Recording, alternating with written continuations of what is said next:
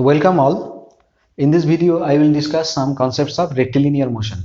So rectilinear motion basically means motion in one dimension. That means the motion of an object along a straight line, say along the x direction. In the beginning, we need to understand what we mean by rest and what we mean by motion. Suppose there is a road on which a car is standing. There is a nearby electric pole on the road, and a distant observer tries to understand whether the car is at rest or is it in motion. So what he will do is that he will try to note if the position of the car changes with respect to the road or any fixed object on the road like this electric pole. So he will notice if the distance of the car from the pole changes or not. If it changes, then he will say that the car is in motion. But if the distance from the pole stays constant, that means fixed, then he will say that the car is at rest.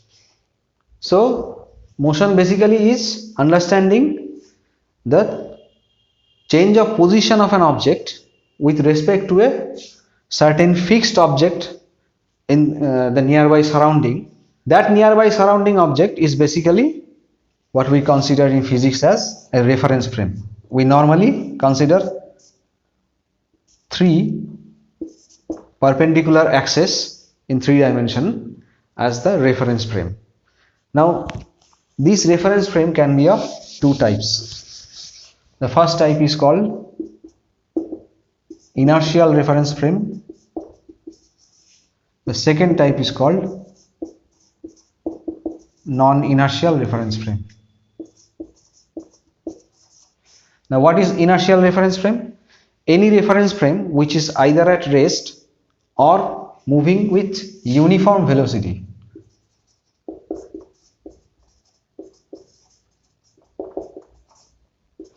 That is called inertial reference frame. But what is non-inertial frame? Just the opposite. If the frame moves with uniform acceleration, then we call the frame as non-inertial. In some textbooks, the definition also includes either uniform acceleration or a uniform circular motion. That means circular motion with a uniform angular velocity.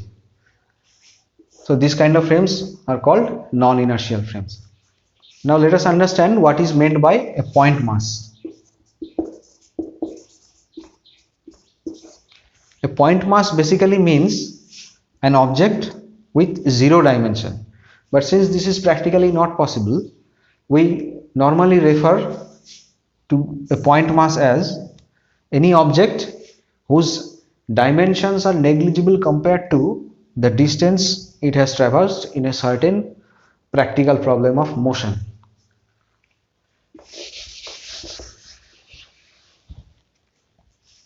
Now let us consider a particle moving in 2 dimension.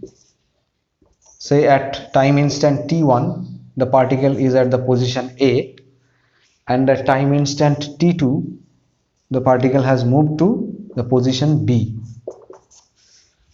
Now what is meant by the distance traveled by the particle? It basically means the actual path that particle has covered in time from t1 to t2. Let's say delta t is t2 minus t1. So the actual distance traveled by the particle in time delta t. So now what is displacement?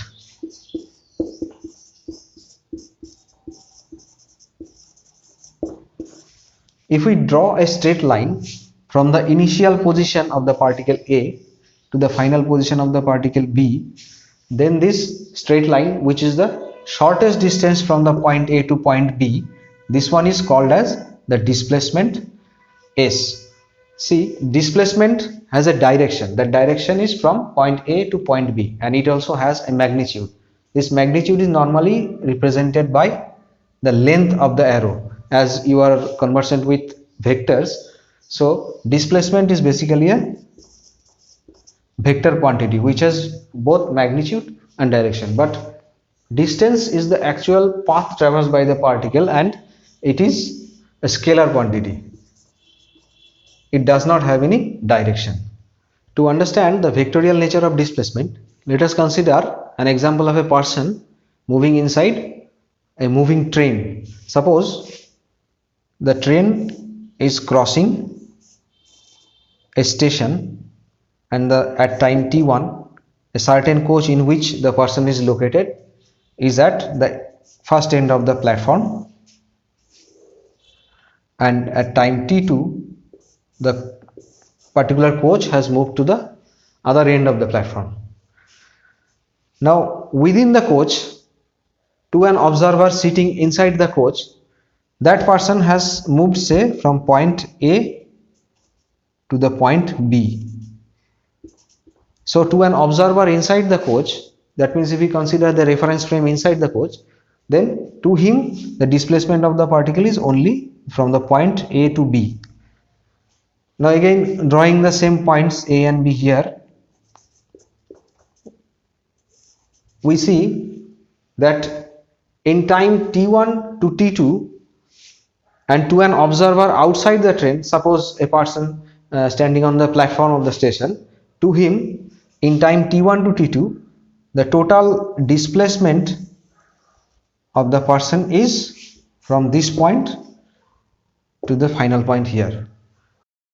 Now how do we explain this scenario? Now see, in time t1 to t2 the train itself has moved and the displacement is, say, s prime. Now to an observer within the coach the displacement of the person was s, but to an outside observer the total displacement of the person is from this a point to this b point, say b prime. So this total displacement, say s1, that will be basically vector sum of this s and s prime displacements.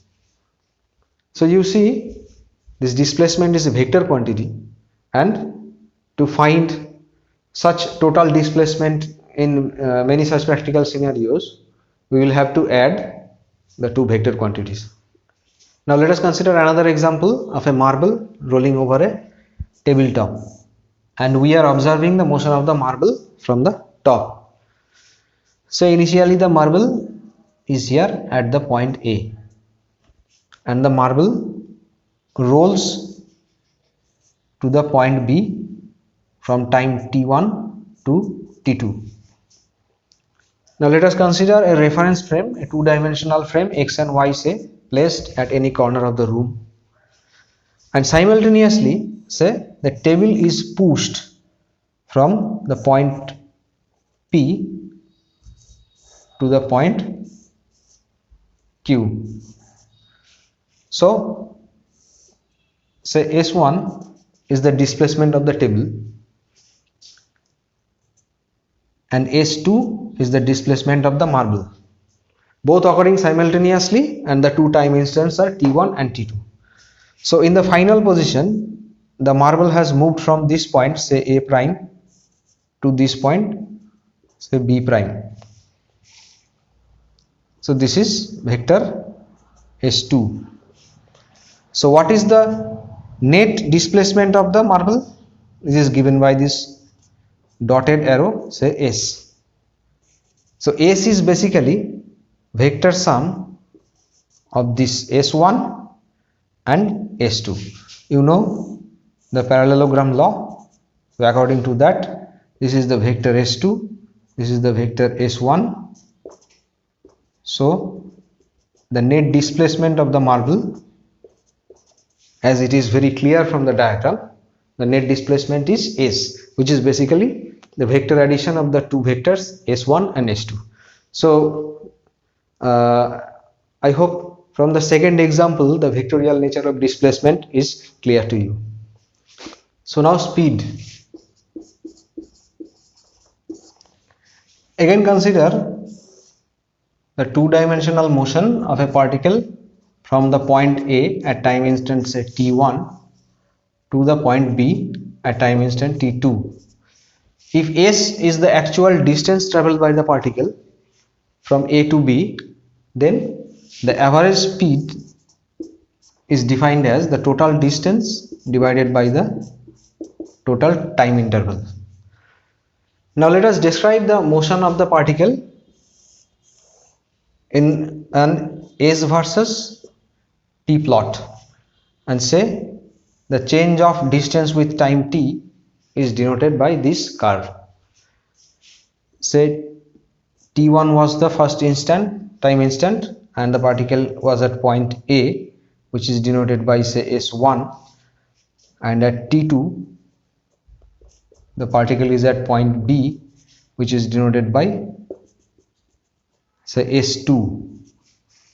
So here basically according to this plot, average speed is s2 minus s1 by t2 minus t1. Remember that this plot is not the actual path of the particle, but this shows the dependence of the distance s with time t. The actual path was plotted in this graph, which is basically xy plot. So now how do we define instantaneous speed?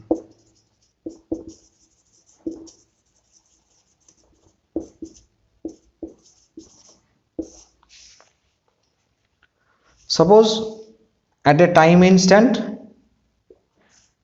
t, the particle is at the point Q at a distance say s.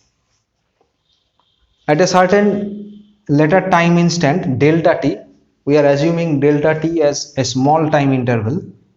At a later time instant delta t, say the particle is at Q, where this time is t plus delta t. So in time delta t, the particle has moved a distance s plus delta s. This point is s plus delta s and this point is s along the s axis. So the distance traveled by the particle in time delta t is simply delta s. So according to our definition, instantaneous velocity is defined as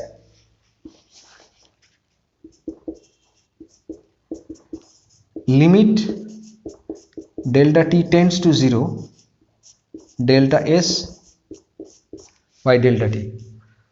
Now in the limit when delta t tends to 0, you see that delta s also tends to 0, but the ratio remains finite. So in the limit, according to the notation of calculus, we can write this as ds dt. That means as we decrease the time interval delta t and make it negligibly small, the point Q approaches the point P, and what we get basically at the point P, that is at the time instant t, the instantaneous velocity as ds dt. And according to calculus, this is nothing but the slope at the point P in the s versus t graph. So this is called instantaneous speed.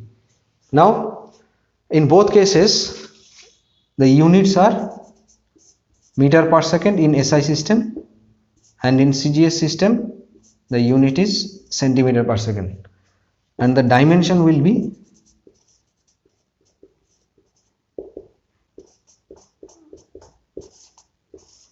LT minus 1. Now that we have defined speed, let us consider an example of a speed versus time curve of a particle in motion, and say the speed versus time curve is in a certain practical scenario denoted by this curve. Then V is equals to ds dt, and we can write ds equals to v dt.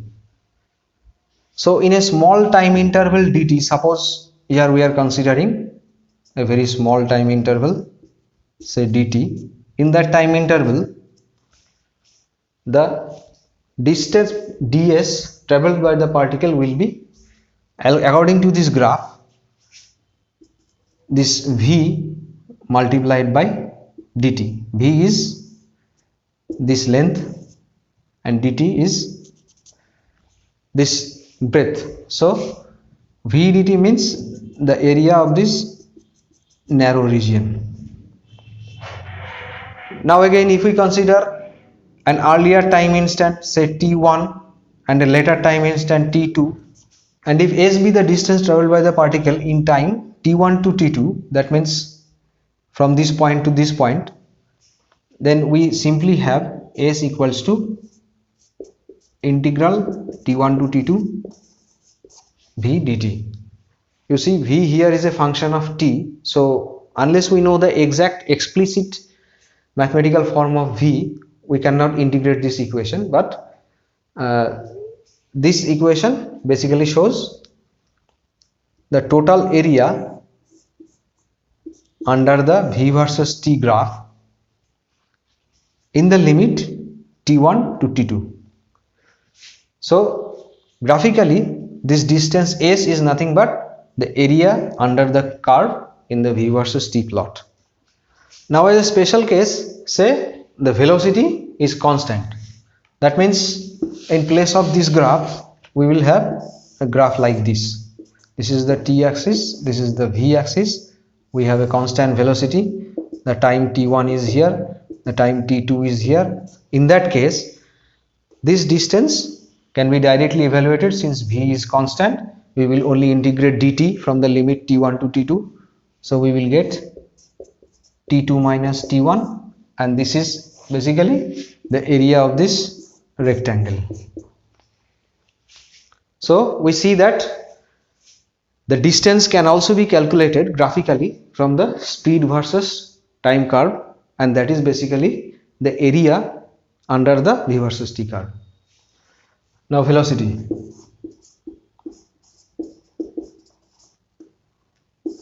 Let us again consider a two-dimensional spatial coordinate system. Say the particle was at point A at a time instant t1, and it crosses an arbitrary path and reaches the point B at time instant say t2. Say r1 is the position vector of the point A and r2 is the position vector of the point B. So if you don't know, then let me repeat that a position vector is nothing but a vector originating at the origin of a coordinate system and pointing at a certain position in a spatial coordinate system is called as the position vector. So here, what will be the displacement?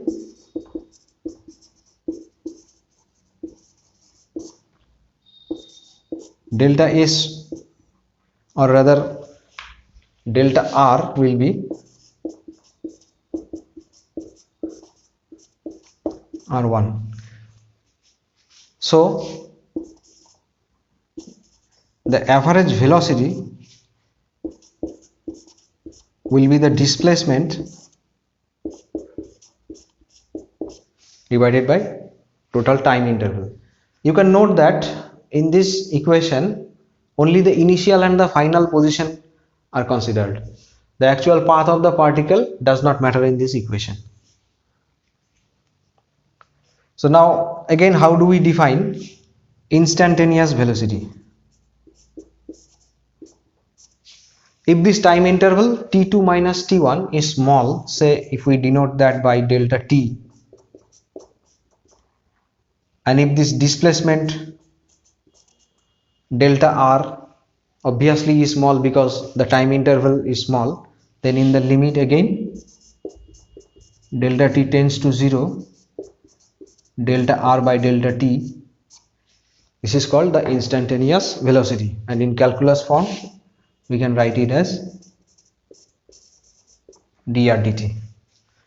Now note that if the time interval delta t is very small, that means again if delta r is very small, then the point B approaches the point A. So basically delta r will then point along the motion of the particle, and the magnitude of delta r will be similar to the magnitude of the distance. So the magnitude of the instantaneous velocity, that means mod dr dt, is nothing but